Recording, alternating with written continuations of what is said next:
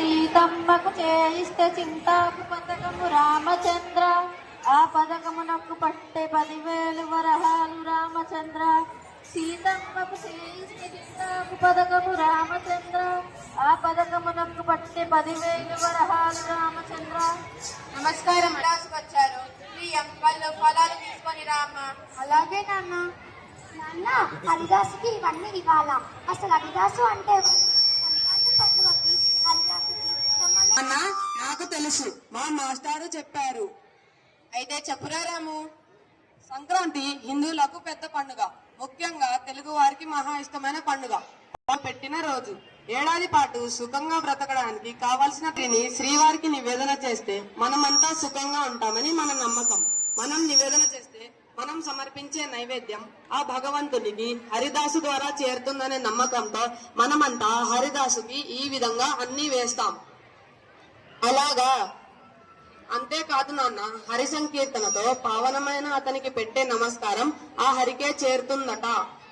హరిదాసు వేషం కూడా. వాహ్ వాహ్, అపరూపం అపరూపం. నాన్న, బియ్యం తెచ్చాను. కృష్ణార్పణం. రావమ్మ మహాలక్ష్మి రావమ్మ, కోవలయ్యంతో కొలువై ఉన్నావు. రావమ్మ మహాలక్ష్మి రావమ్మ, ఈ ఇంట్లో కొలువై ఉండమ్మా.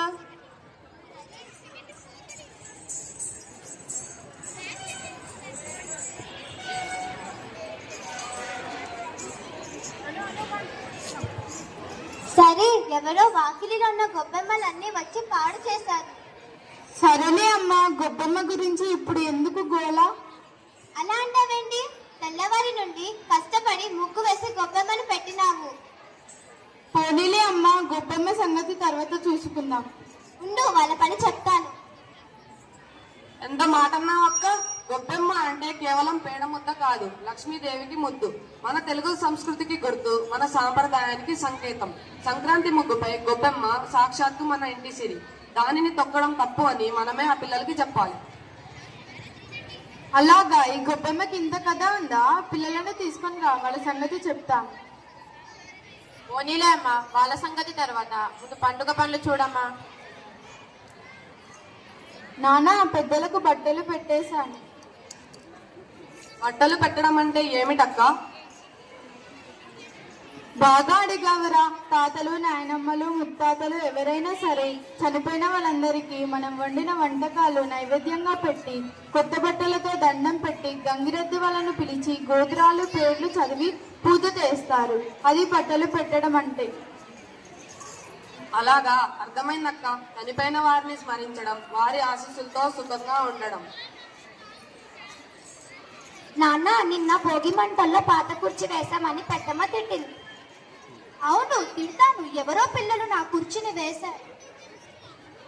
ఎందుకు తిడతావు? పాత కుర్చీయే కదా. ఏంటి అలా అంటే? అది మా ముత్తాతల నాటి నుండి ఆనవాయితీగా వస్తున్న కుర్చీ. మా ముత్తాత కూర్చున్నారు, మా తాత కూర్చున్నారు, మా నాన్న కూర్చున్నారు, ఇప్పుడు నేను. ఆ కుర్చీకి ఎంత పెద్ద కథ ఉందో తెలుసా? అవును పెద్దమ్మ, నువ్వు చెప్పింది నిజమే. కానీ మన భోగి పండుగ విశిష్టత కూడా మనం తెలుసుకోవాలి కదా.